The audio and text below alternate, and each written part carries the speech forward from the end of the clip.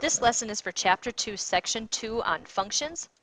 So open up your notebooks to your next section, and your textbooks should be open to page 173, and we will get this one going.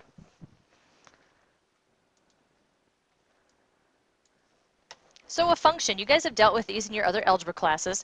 A function from set A to set B means that each element in A is assigned to exactly one element in B.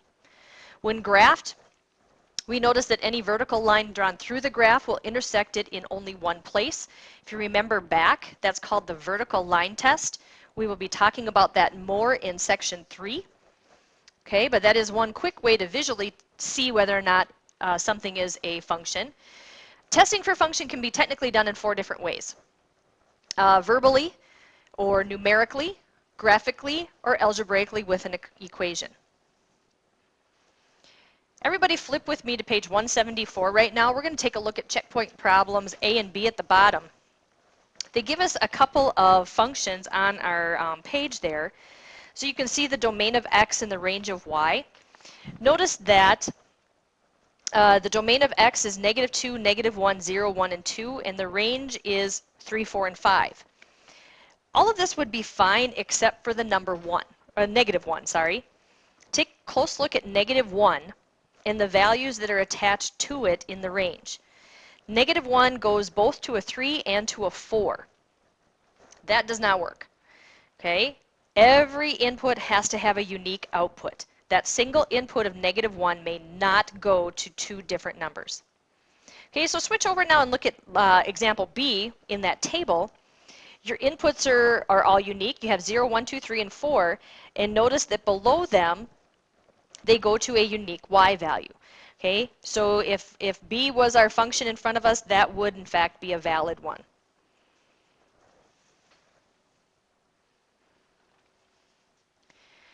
We're going to hear a lot of function notation in this section of our chapter.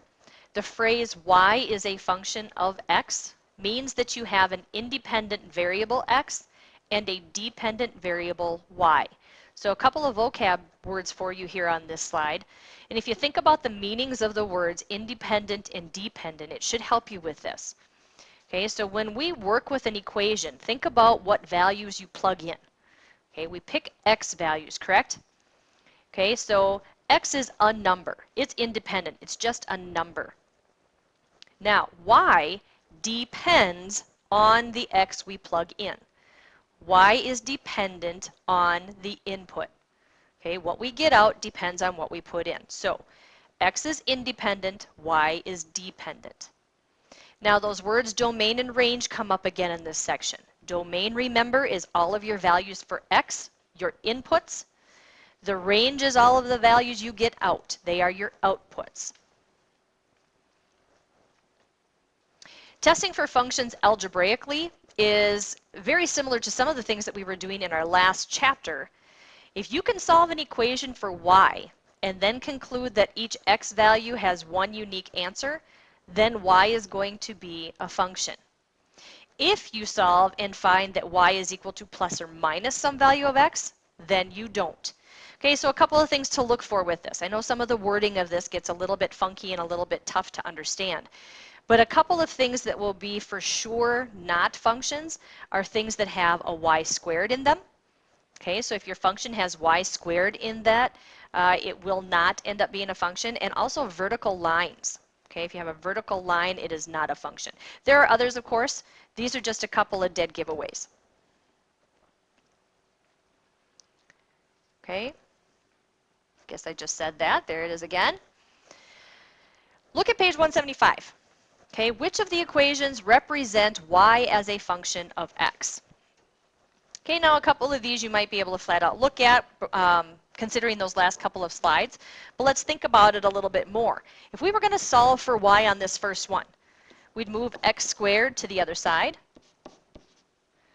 and we'd have y squared is equal to a negative x squared plus 8.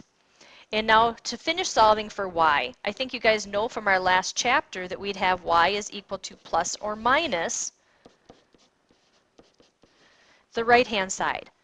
Okay, so notice that we're going to get plus and minus values for the same y. Okay, that's not going to work because that means there's going to be two different x's or x's that end up to two different y's. So that y squared in there ends up creating that situation that does not represent a function. Our second one, let's take a look at what that one does. We're going to end up with y is equal to 4x squared plus 36. Okay, not a problem with that one. So we ended up getting y as a function of x. We don't have vertical line, obviously, with this one. We also don't have a y squared in this equation, so this one should end up being fine as far as a function. When we know that y is a function of x, it's common to name the function f of x. I think you're going to recognize that again from your algebra classes in the past. Y and f of x are the same thing. Okay, so I've often wondered why they have to be so insistent upon function notation. I don't know. If it helps when you're working with some of these functions, you can set f of x to the side and replace it by y when you're simply solving something or working with it or doing your input output. So don't get caught too much up with f of x. Remember that it is the same thing as finding y, or represents y, just like our other equations have in them. If you're asked to find the value for something like f of 3, okay, think about in the f of x notation, the 3 is sitting where the x was, correct? That means you are being asked to plug 3 into the function wherever you see an x. Okay, so f of 3 is giving you the x value of 3 to plug in. Let's take a look at a couple of these. If we were given the function f of x equals 10 minus 3x squared, f of 2 would be 10 minus 3 times 2 squared. Put this in for x. And now just simplify.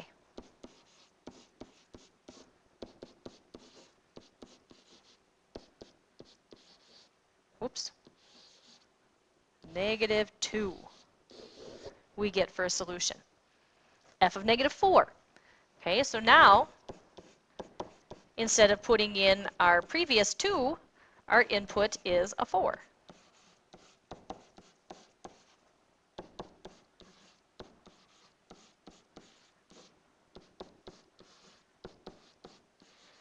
And you just finish solving.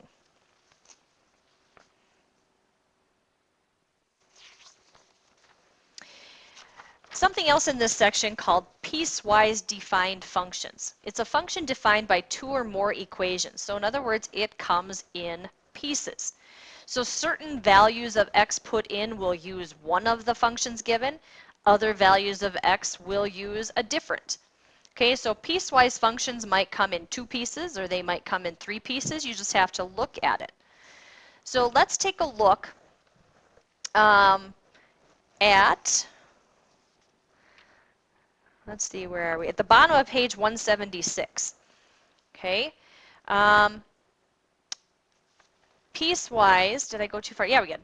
I jumped the slide as ahead. Sorry about that. The bottom of page 176, we have a checkpoint one. There's one right above it as well. If we're going to use this piecewise function, this is what they give us. F of x is equal to x squared plus 1 for any values less than 0. So if you get a negative number, you're going to stick it into this one. We then see x minus 1 as a function given to us when x is greater than or equal to 0. So if you have 0 or above, then you're going to stick it into that second one. So it says evaluate the function when x is equal to negative 2, 2, and 3. Okay, so let's take a look at this first x value to plug in. Negative 2 is definitely less than 0, so we're going to put negative 2 into that top function. Okay, so negative 2 squared plus 1, which is 4 plus 1, or 5. Okay, so we use the top function because our input is less than 0. Now take a look at your next input. We're supposed to work with a 2. 2 is greater than 0. So now I'm going to put it into this function that goes with x values greater than or equal to 0. So for my next evaluation, I use x minus 1 and plug in my 2. So at the input of 2, we evaluate it and we get 1. My third input is 3. That again is greater than or equal to 0. So I am once again going to use the x minus 1 piece function. So my outputs, or my range, are 5, 1, and 2. Okay, so do you see how you don't use both of them? You're going to figure out where your input lies and then use the appropriate function for that input.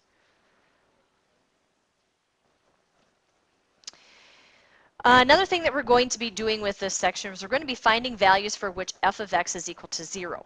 Okay, now remember f of x is y. So we're looking for values where y is equal to 0, same thing as f of x equals to 0. All of those points are going to be on the x-axis. Okay, so we talked about that in chapter 1 as well. So put 0 in for f of x and solve. In our last chapter, we were coaching you on putting 0 in for y and solve. So they go hand in hand. Okay, f of x is y. So we're doing the same exact thing as we had before. Turn to page 177 for this example. It says find all real values of x such that f of x equals 0, where f of x is x squared minus 16. So we're looking for zeros for this function. Now, from the past, I think you guys know that in order to find zeros of that function, you're going to have to factor.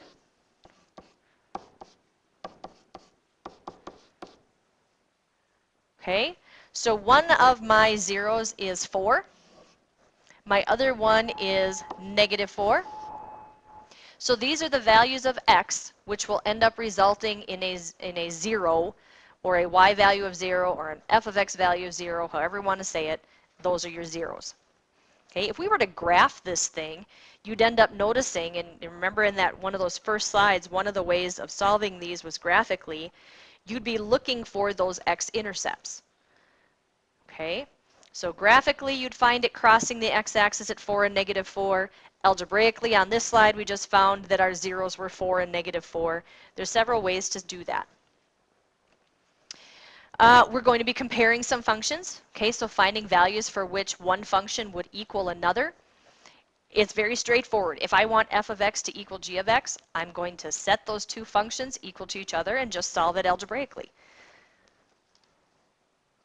Let's take a look at this one on page 177 at the very bottom. It gives us f of x equaling or being x squared plus 6x minus 24, and we get the function g of x is 4x minus x squared. We're supposed to find the values for which they are equal to each other. So we want this situation, f of x equal to g of x. So stick the functions in their places.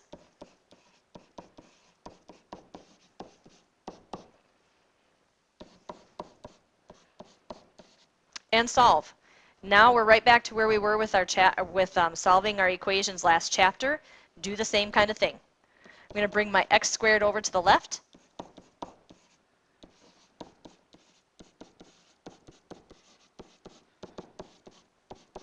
I'm going to bring my 4x over.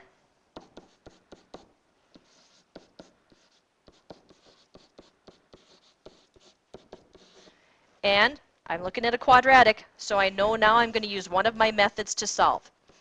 Okay, a couple of you had asked when it doesn't say, does it matter how we solve for zeros on these quadratics? No, you can pick your favorite method. I like factoring. I think it's faster. So if at all possible, I go with this route. I can see that my x squared is going to split. I've got a negative 12 and a positive 1 in the center. So a 4 and a minus 3 will give me those things. So my x values that I'm looking for, that first factor gives me an x value of -4, creating a 0, and the second one, a +3. Okay, so I think you'll recognize that from last chapter. A lot of those things are repeating themselves today. Domains of functions. That's another word that we've already had pop up on us. The implied domain is the set of all real numbers for which the expression is defined. We've already talked about a few things that are undefined. Denominators of 0, for example, cannot be included. So you're going to have to exclude or state values that x cannot be. Okay? So if we were looking at these examples here and simply asked to find the domain, all right, the domain is going to be all real numbers unless we have one of those conditions that we were looking at with section 1. If you have a denominator, make sure that you exclude numbers that make 0. If you have a square root, make sure that you exclude numbers that would make your square root negative. Those are going to be imaginary values. So with letter A, we have none of those things. So you're simply looking at the function values given, and you're identifying the x's because the x's are your domain. So our domain is simply -2, -1, 0, 1, and 2. They are all of the x values given to you in the problem. Letter B, notice that we do have a rational expression. We have a fraction going on here. We have to make sure that we do not end up with 0 in our denominator. In most cases, you're going to be able to tell what would create a 0 there. If not, take your denominator and set it equal to 0 and find it that way. 0 is going to be created there if x is equal to 3. So your domain is all reals, but x cannot be a 3. The circumference. Okay, so our variable in a circumference is a radius. Okay, so knowing that a radius is a measurement, that should trigger values that cannot be radiuses. Okay, you cannot have a radius of 0. All right, you have to have a measurement. It has to have a value. You also cannot have a radius or a measurement that is negative. So this domain, I would say safely, would be r is greater than 0. So you could have all radiuses such that r is greater than 0. In letter D, we have the square root. So we want to make sure that we exclude values that are going to end up being negative. So we need x minus 16 to be greater than or equal to 0. Okay, those would be our positive values. So x must be greater than or equal to 16. Okay, so all real numbers such that x is greater than or equal to 16. Page 179. Okay, I chose a couple of the story problems that were in here today. With applications, I actually took the path of a baseball one that is underneath here. It gives us a formula. It has a velocity, it has a height, and we have to determine whether or not the situation that they're describing can happen or not. All right, so there's one done for you, example number 9 on page 179. There's also a checkpoint one underneath that, and that's the one that we're going to go through right now. It says the second baseman throws a baseball toward the first baseman 60 feet away. The path of the baseball is given by the function f of x, where f of x is the height of the baseball in feet, x is the horizontal distance from the second baseman in feet. The first baseman can reach 8 feet high. Can the first baseman catch the baseball without jumping? All right, so using our function here, we have f of x given to us as -0.004 x squared plus 0.3x plus 6. All right, so we're trying to determine f of 60. Okay, x is that distance from the second baseman toward the first baseman. So if f of 60 is our value, we're coming over here now and putting that 60 in for our x. Using your calculator, just calculate this stuff out.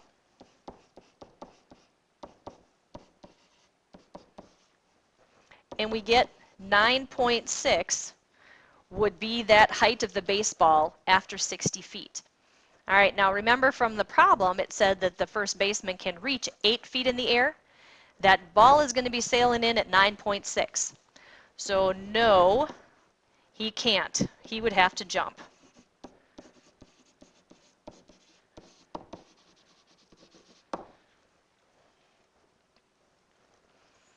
All right, so your assignment this time, okay, I'm just going to let you guys get to it here. I am going to be collecting a few problems from you guys. So on page 182 to 186-ish, these are the 6 that I would like you to turn in. Number 6, 22, 28, 36, 46, and 56. Okay, so it's just a small sampling of some of the stuff that we've gone through. And again, you're going to recognize a lot of this stuff in section 2 from our chapter 1. So I hope that makes it a little bit easier. If they happen to be any skills that you're still struggling with a little bit, please make sure you come in and get some more help. Okay, we got to get you guys in on this factoring stuff and finding zeros. Okay, that's all I have for you.